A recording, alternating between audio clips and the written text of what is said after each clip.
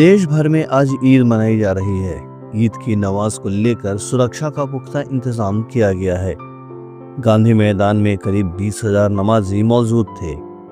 वहीं मुख्यमंत्री नीतीश कुमार ने ईद के मौके पर प्रदेशवासियों और मुस्लिम भाई बहनों को बधाई दी है। नेता प्रतिपक्ष तेजस्वी यादव ने भी लोगों को ईद की बधाई दी है। पटना के जिलाधिकारी डॉक्टर चंद्रशेखर सिंह और एसपी अवकाश कुमार ने भीड़ नियंत्रण, सुरक्षा, ट्रैफिक और विधि व्यवस्था को लेकर अधिकारियों को विशेष निर्देश दिए गए हैं। गांधी मैदान को 4 सेक्टरों में बांटा गया है। सुरक्षा को लेकर 128 सीसीटीवी कैमरे भी लगाए गए हैं। सेक्टर में अपर जिला दंडाधिकारी और पुलिस उपाधीक्षक स्तर के अधिकारियों को तैनात किया गया है।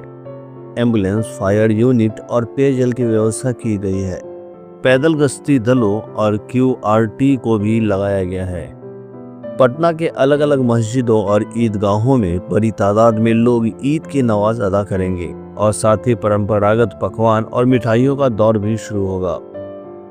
कई जगहों पर ईद के दिन विशेष मेला भी लगाए जाते हैं, जहां लोग खरीदारी करते हैं और एक दूसरे को गले लगाकर ईद की बधाइयां देते हैं। ईद के दिन मुस्लिम घरों में लोग नए कपड़े पहनते हैं और घर पर सेवइयां बनाई जाती हैं। कहा जाता है कि रमजान के माह में रोजा रखने और इबादत करने के बाद अल्लाह की तरफ से ईद का दिन इनाम के तौर पर दिया गया है। 30 दिनों के रोजे के बाद रमजान का पवित्र महीना समाप्त हो गया है और शव्वाल शुरू हो गया है। ये इस्लामी कैलेंडर का 10वां महीना है जो रमजान के खत्म होने के बाद आता है।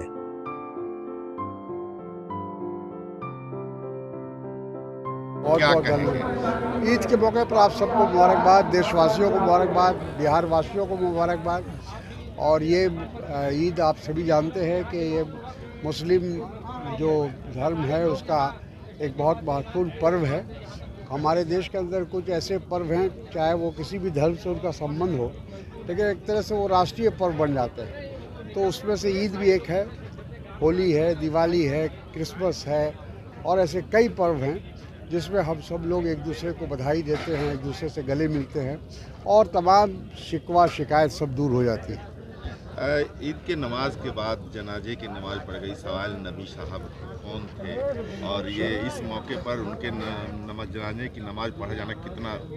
देखिए, शमाइल नबी साहब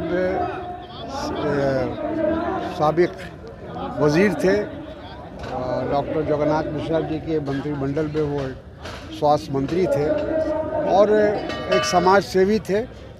और आज जो उनकी जनाजे की नमाज पढ़ाई गई इसीलिए कि सब लोग ज़्यादा से ज़्यादा लोग उसमें शामिल हो सके और उनको मग़फ़िरत कर सके।